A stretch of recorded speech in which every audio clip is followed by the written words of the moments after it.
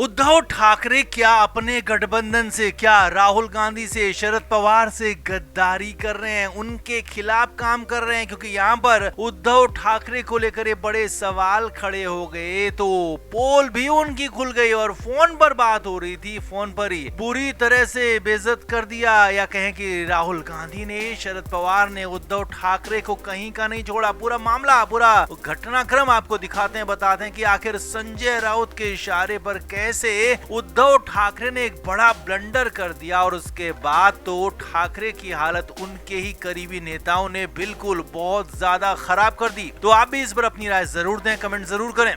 तो अभी हाल ही में उपराष्ट्रपति पद का चुनाव हुआ, जिसमें एनडीए उम्मीदवार सीपी राधाकृष्णन ने भारी अंतर से जीत दर्ज की। राधाकृष्णन को उम्मीद से कहीं ज्यादा 452 वोट मिले और संसद के दोनों सदनों को मिला भी दें तो भी एनडीए की ताकत 427 ही थी, यानी कि 24 वोट एनडीए के उम्मीदवार को ज्यादा मिले और अपनी ताकत से ज्यादा मिले। अब ये कहां से मिले, सवाल यही खड़ा हो रहा था। लेकिन इस बीच इन पर बहुत बड़ा खुलासा भी हो गया। जी हाँ, सूत्रों के मुताबिक खबर है कि उपराष्ट्रपति चुनाव में महाराष्ट्र के 6 से 7 सांसदों ने क्रॉस वोटिंग की है, यानी कि अपने उम्मीदवार के बजाय दूसरे उम्मीदवार को वोट दिया है। क्योंकि उपराष्ट्रपति चुनाव में यहाँ पर व्हिप जारी नहीं होता है, ऐसा कोई पार्टी का रूल नियम जारी नहीं होता है, तो इसीलिए यहाँ पर उनकी सदस्यता भी नहीं जाती है। इसीलिए बड़ी खबर ये है कि शिवसेना यूबीटी के सांसदों ने भी क्रॉस वोटिंग किया। जो सूत्रों के मुताबिक बड़ी खबर आपको बता रहे हैं कि एनडीए के उम्मीदवार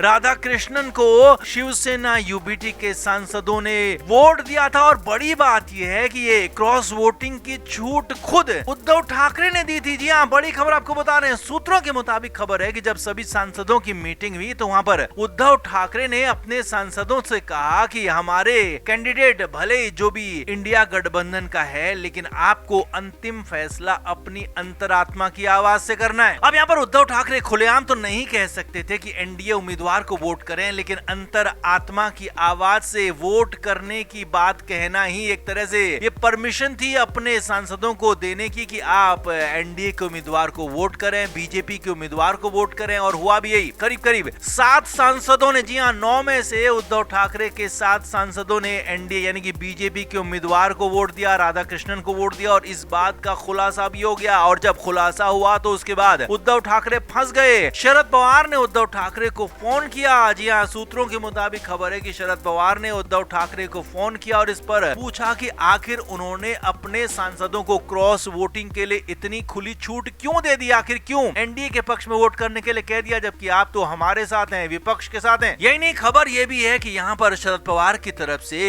कांग्रेस के बड़े नेता प्रतिपक्ष लोकसभा में राहुल गांधी को फोन लगाया गया और वहां पर राहुल गांधी को भी ये बातें पता चल चुकी थी। तो खबर यह है सूत्रों के मुताबिक कि राहुल गांधी की तरफ से, शरद पवार की तरफ से उद्धव ठाकरे को बुरा सुनाया गया। उनसे कहा गया कि आप पर भरोसा नहीं किया जा सकता है, आप भरोसे के लायक नहीं है, आप बार बार भरोसा तोड़ रहे हैं। अब एक तरफ तो बीजेपी और एनडीए उद्धव ठाकरे को लेने को तैयार नहीं है, वो लाख कोशिश कर चुके हैं। और दूसरी तरफ राहुल गांधी, शरद पवार लगातार उद्धव ठाकरे पर सवाल उठा रहे हैं। उन पर यह तक कह दिया कि आप भरोसे के लायक नहीं है, इसीलिए फोन पर ही बुरी तरह से हड़का दिया है, कहें कि डांट दिया, फटकार दिया। तो क्या वाकई में उद्धव ठाकरे अपने गठबंधन से, अपने नेताओं से गद्दारी कर रहे थे? सवाल इसलिए उठ रहा है कि ये वोट जो क्रॉस वोटिंग हुई, इसमें उद्धव ठाकरे की न सिर्फ साइलेंट मंजूरी थी, बल्कि उन्होंने खुलेआम परमिशन भी दी थी कि कहा था अंतरात्मा से वोट करें। अब ये सब कुछ हुआ था संजय राउत के इशारे पर। जी हाँ, संजय राउत ने जब राधाकृष्णन को एनडीए ने अपना उम्मीदवार घोषित किया था तो वहां पर साफ कहा था कि वो महाराष्ट्र के राज्यपाल के तौर पर अच्छा काम करके जा चुके हैं, लिहाजा उनको हमारा समर्थन रहेगा। लेकिन हाँ, हमें अपनी पार्टी लाइन भी देखनी होगी। तो कुल मिलाकर संजय राउत का ही ये कांड बताया जा रहा है। संजय राउत के इशारे पर उद्धव ठाकरे ने बड़ा ब्लंडर किया। तो आप इस पर क्या कहेंगे, आप भी कमेंट करके जरूर बताएं, वीडियो को शेयर भी करें।